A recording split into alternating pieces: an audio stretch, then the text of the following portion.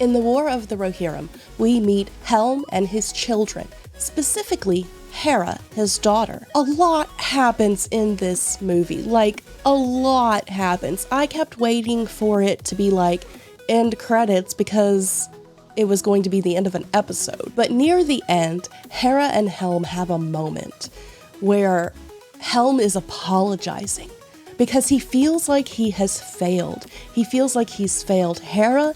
He feels like he's failed his sons. He feels like he has failed Rohirrim. He is apologizing under the weight of all of this guilt.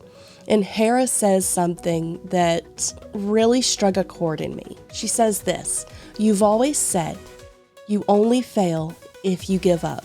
And today on Geek Devotions, we're going to talk about how to keep going.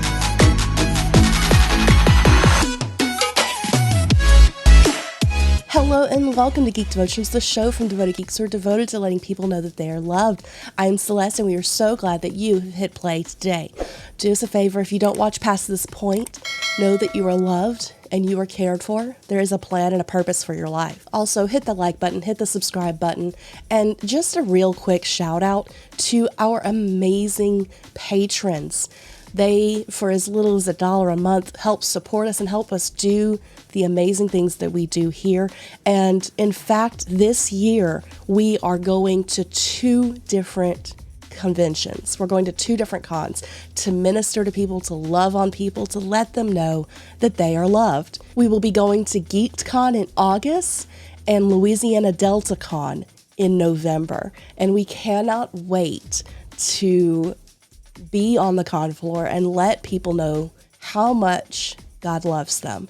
And it's because of our patrons that we are able to do that. But with all that being said, let's get into the devotion. The saying, "You only fail if you give up," is such a potent one. And it really just hit something in me that made me go, ooh, that's good. Because it really does apply to our lives as Christians. As Christians, we are still human. We still deal with humanity. We don't shed that off when we accept Christ's righteousness. And because of that, we are probably going to make mistakes. We are fallible. There are things that we're going to say that are dumb that we shouldn't say. And while we need to own our mistakes and ask for forgiveness, we don't just stop being a Christian because we've messed up. God's love is not contingent upon our performance as a Christian. We are working this thing out. We have instant sanctification, but we also have progressive sanctification, which we've talked about before on this channel. And that means that we can't quit. Because if we quit, if we go, oh, I messed up, God doesn't want me anymore, I must stop being a Christian, then that's failing. But if we go, oh, I messed up, how can I do better? How can I learn from this?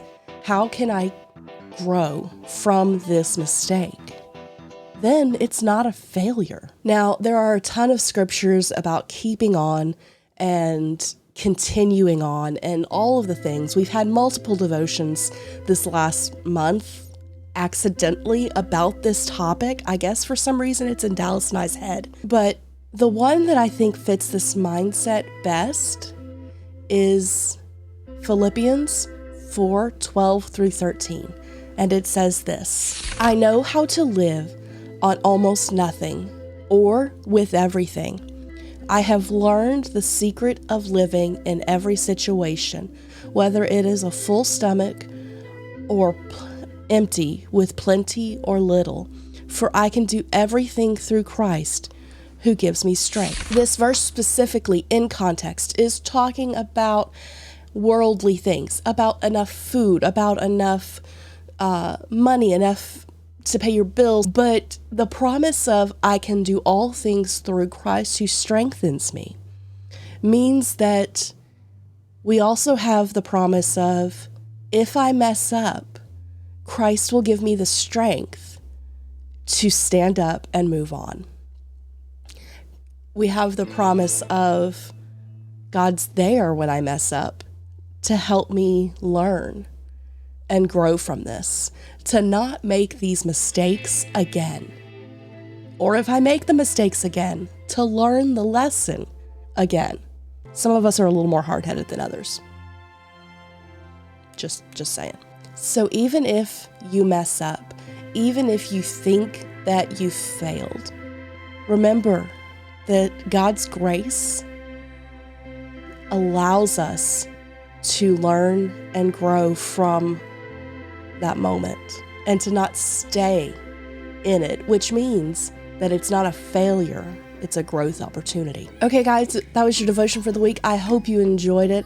Don't forget to check us out on all the socials. We have podcasts coming out all over the place. We have articles coming soon to the website. Our friend AC did a couple of devotions that we're going to work to try to get out this month. Also, next month is Anime April, and we are so hyped about it. We are planning things out. We're going to do our best to have at least one podcast Comm Talk a week. Almost said a month. That's what we've been averaging. So we are super excited and putting a lot of plan into Anime April, and we cannot wait to get into that, because honestly, it's one of our favorite theme months of the whole year. Okay, well, it is now time for the question of the week. The question of the week is this: what is a classic book that you think could be turned into an anime? The War of the Rohirrim was such an interesting thing because it took a known conflict from the Lord of the Rings lore and fleshed it out, but the way they fleshed it out was in anime form. It looks like a lot of modern anime, and it was beautiful. At one point, because we've been watching Rising of the Shield Hero, Dallas goes, I keep waiting for Nafumi to show up. It was gorgeous. I loved it. It really hit all of the anime highlights that I enjoy, but also hit the Lord of the Rings tropes that I love. And so it was great. But what is a classic book that you think would be a great anime? Let us know in the comics down below.